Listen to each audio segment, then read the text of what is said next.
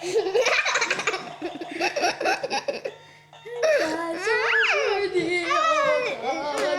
Harold flies over the sea. Harold flies over the ocean. Oh, look at what Harold can see. You can take a bow. Take a bow. Okay. Thank you.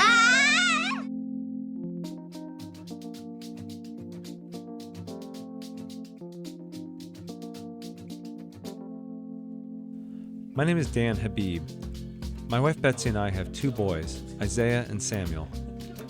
When I became a photojournalist 20 years ago, I did a story on one of the first elementary schools in New Hampshire to try inclusion, or mainstreaming as it was called at the time.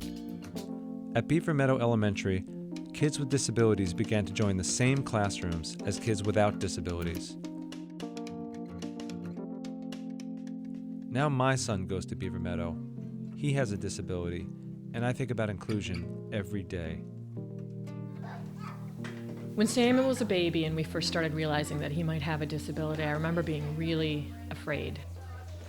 Because all the things you imagine for your child were things I was afraid about. How could he run around on the playground and play kickball when he couldn't run? How could he yak on the phone with his teenage friends when he has trouble talking? How could he get a full education and go to college when he can't hold a pencil? I just couldn't imagine beyond that, and I was very afraid for him and for us. Are you coming over to me? Are you coming over to me? I am Isaiah, Samuel's brother. He was born when I was about 3 years old. We love to watch like the Patriots games together. You didn't get that, did you? You didn't get that. Teddy Bruschi goes down. We love to play tackle. I got you. No, actually, I got you. There's sunlight streaming from his smile. Samuel likes spaceships. His favorite color is yellow. Does he like sunflowers? I like sunflowers. Those are Samuel's classmates, his friends. He's going to grow up with these kids, and they'll know him as Samuel, not the kid in the wheelchair. Inclusion is the best way for every child to learn, not just the child who comes in with a speech issue or the child who uses a wheelchair. It's every single child has a multiple way of learning, and we need to discover those ways.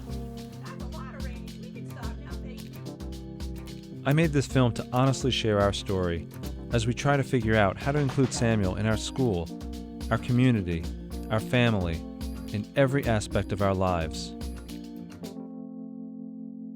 But Samuel is young, and including him may become more and more challenging.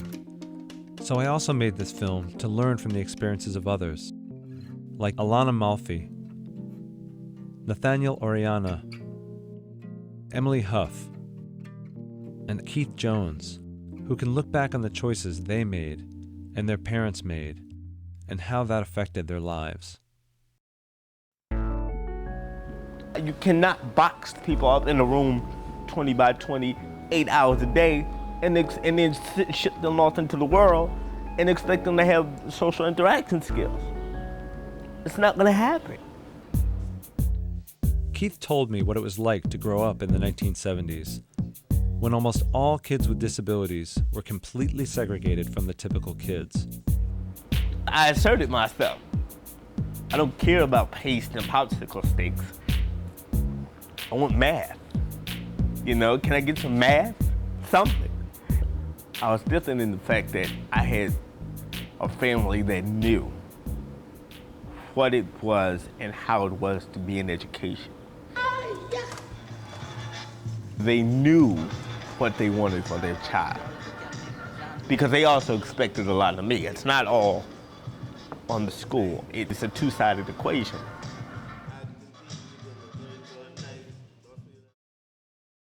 Is inclusion easier for young kids like Samuel? What makes inclusion work well, and what makes it fail?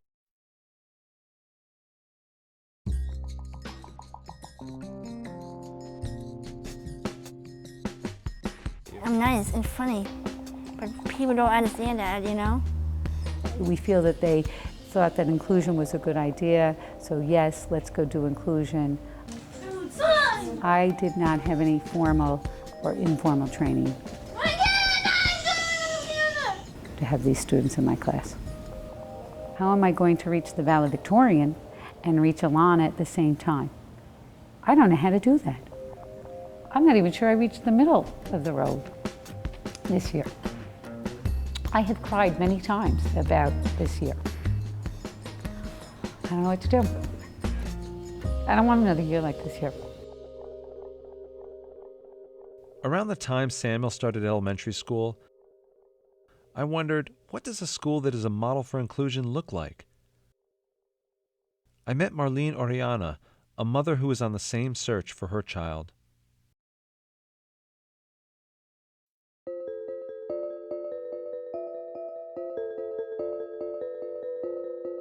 He was withdrawn, very repetitive in all of his movements, very, very minimal speech.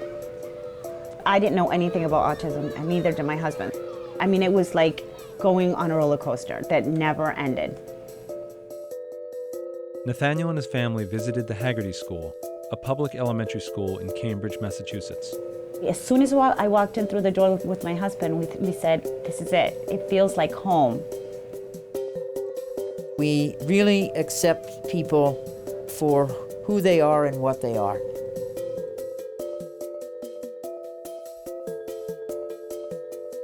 Whether it's one's racial background, racial ethnic background, one's socioeconomic background, one's family constellation, one's abilities. Seeing diversity in its fullest sense as an important quality. We're having about 2 more minutes left. I can't limit him. I can't do that. Everybody else in life is going to limit him. I can't do it. And trying hard not to bump into each other. Can all children be included? Are there times when a separate school really is the best place for a student? I got to know Emily Huff as I looked for answers to those questions.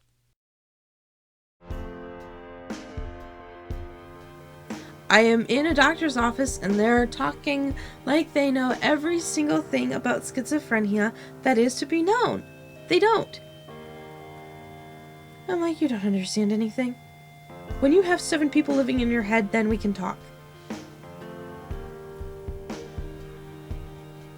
I had this internal world of fighting and friendship and all the excitement, all the things I didn't have in this world. And I continued to live in that world more and more and be in the real world with my family less and less. The more they picked on me, the more walls I put up, the more I alienated myself, the more I said to myself, I don't want to be part of their world.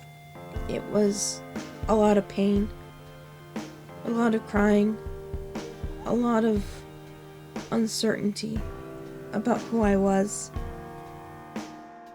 So it was very clear.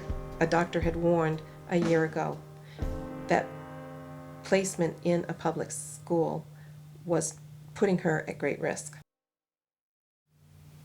I just want people to see the friendly, clever, smart, whatever I am person, and not judge.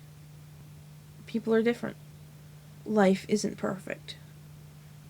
I just wish that one day I didn't have to hide who I am.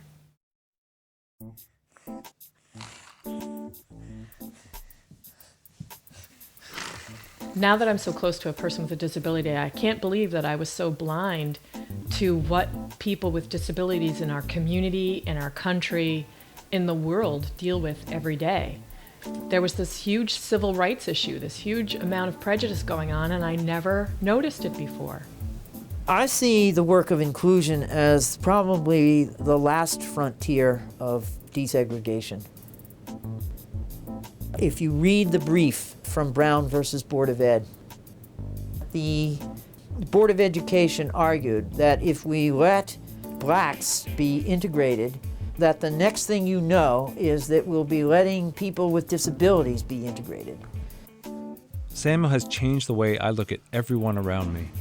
He has taught me not to prejudge anyone by how they talk, or whether they can talk, or how they move or see or hear. He has taught me patience. He has taught me not to make assumptions. Have you learned anything from him? Yeah, I guess. What?